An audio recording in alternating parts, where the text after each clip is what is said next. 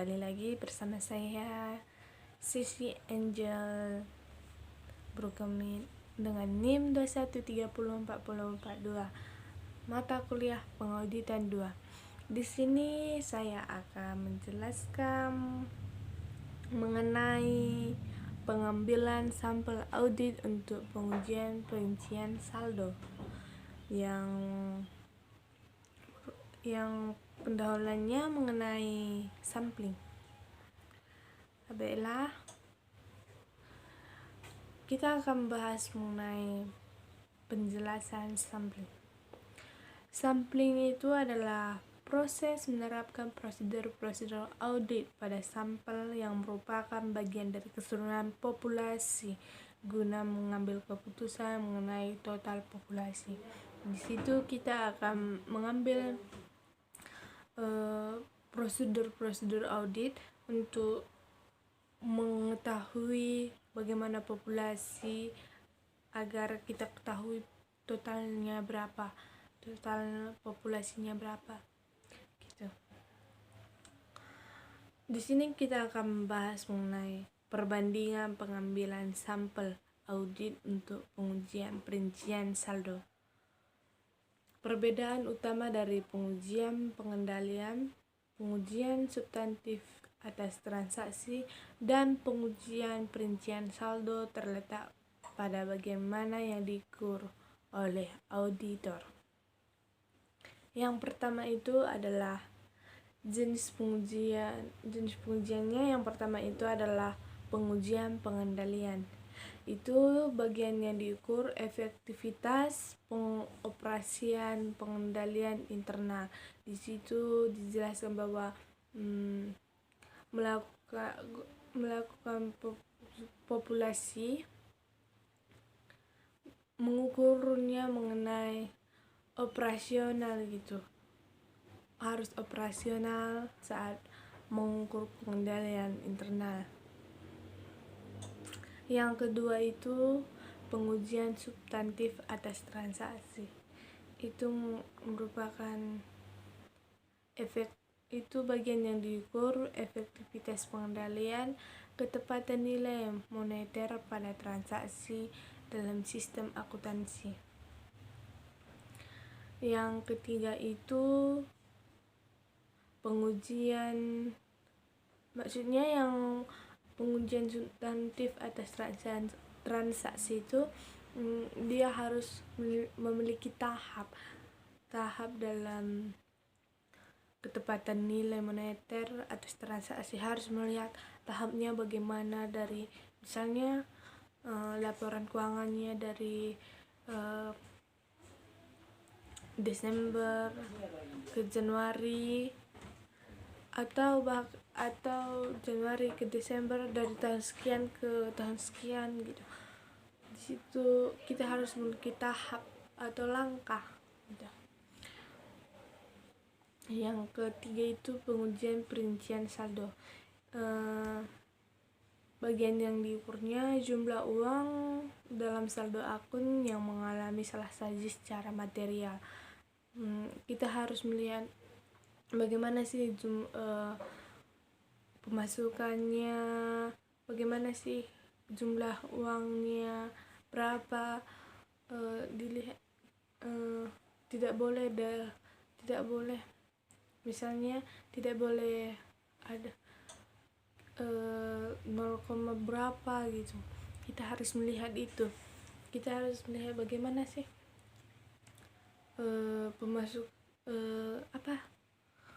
bagaimana sih jumlah uang yang ada gitu. Kita harus melihat perinciannya begitu. Yang kedua itu kita pengujian pengendalian dan pengujian substantif atas transaksi.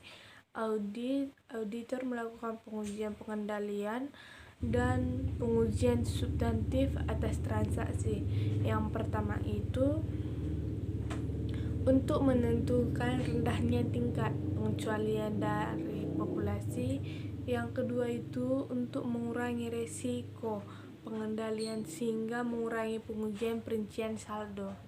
Yang ketiga itu bagian perusahaan publik untuk menyimpulkan bahwa pengendalian berlangsung secara efektif terhadap audit pengendalian internal pelaporan keuangan.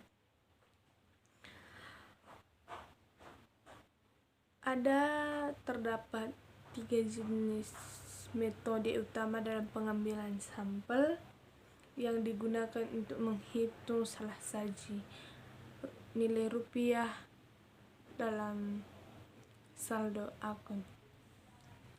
Yang pertama itu pengambilan sampel non-statistik. Itu persamaan dan perbedaan antara pengambilan sampel audit untuk pengujian perincian saldo dengan pengambilan sampel audit untuk pengujian pengendalian dan pengujian substantif atas transaksi. Di sini ada 14 langkah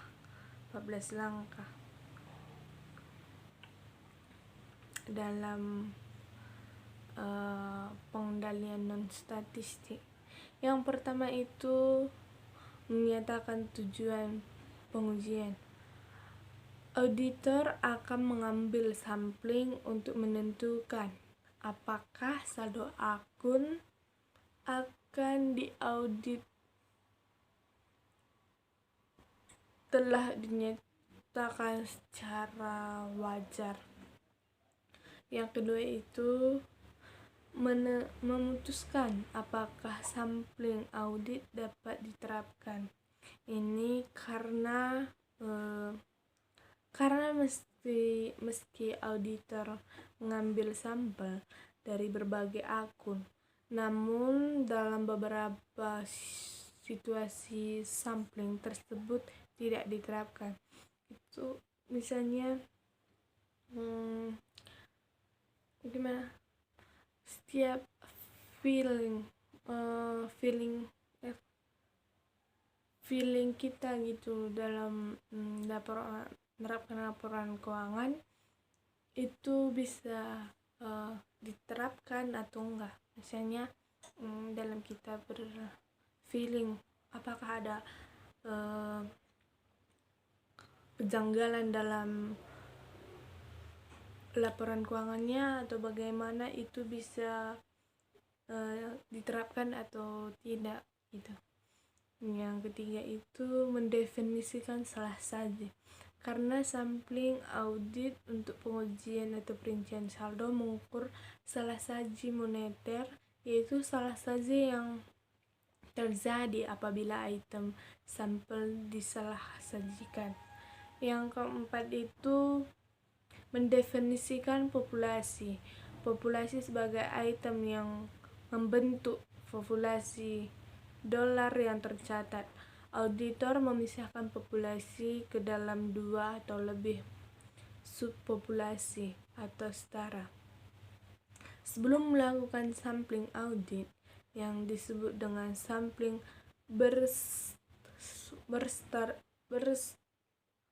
bersertifikasi atau stratified sampling. Yang kelima itu mendefinisikan unit sampling. Unit sampling hampir selalu merupakan item yang membentuk saldo akun. Yang keenam itu menetapkan salah saji yang dapat ditoleransi untuk menentukan ukuran sampel dan mengevaluasi hasil sampling non-statistik.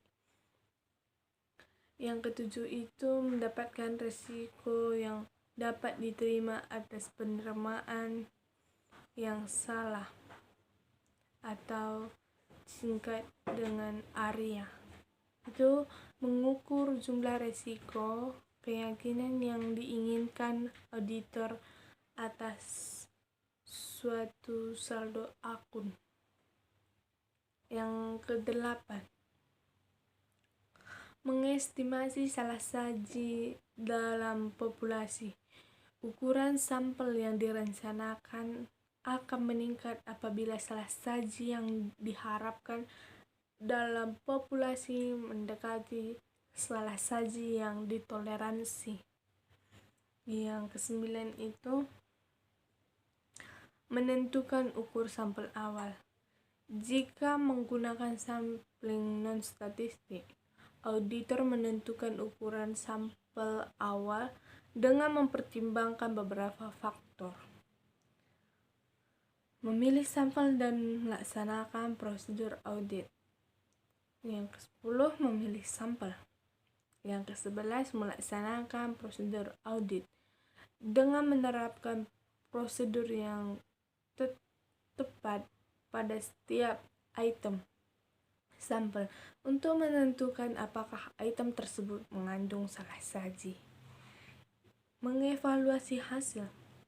Yang ke-12 menggeneralisasi dari sampel ke populasi dengan memproyeksikan salah saji dari hasil sampel ke populasi dan mempertimbangkan kesalahan sampling serta risiko atau disingkat tadi ARIA. Yang ke-13 menganalisis salah saji.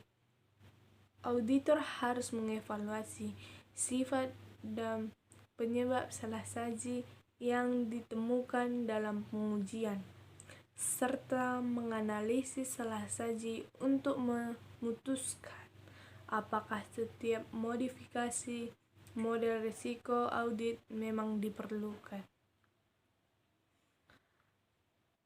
Yang ke-14 menentukan keberterimaan populasi.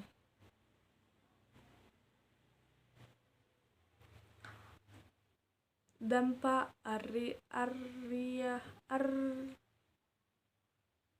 terhadap pengujian substantif.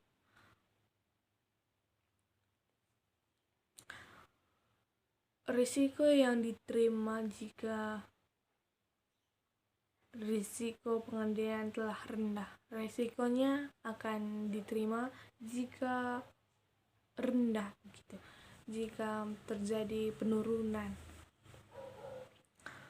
Pengendalian diyakini tidak efektif. Pengendalian diyakini efektif. Yang pengendalian yang diyakini tidak efektif itu risiko pengendalian sama dengan 100%. R-char sama dengan 100%.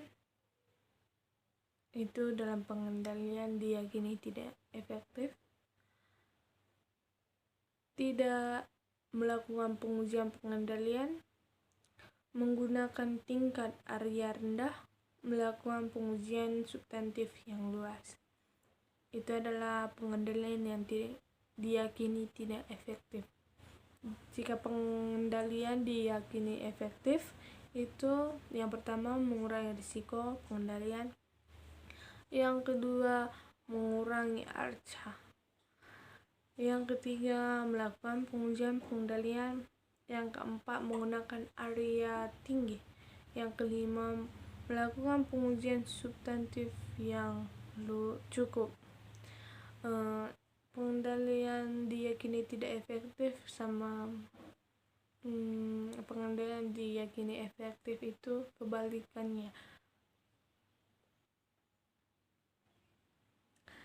Baiklah, di situ saya sudah menjelaskan tidak semua mengenai pengendalian, tidak semua saya jelaskan mengenai pengambilan sampel audit untuk pengujian perincian saldo. Hanya saya menjelaskan sampai pengendalian, sampai pengujian pengendalian dan pengujian substantif atas transaksi yang mengenai pengambilan sampel non statistik. Baiklah, di situ inilah yang saya dapat jelaskan. Sekian dari saya. Terima kasih. Maaf ganggu waktunya. Terima kasih. Bye bye.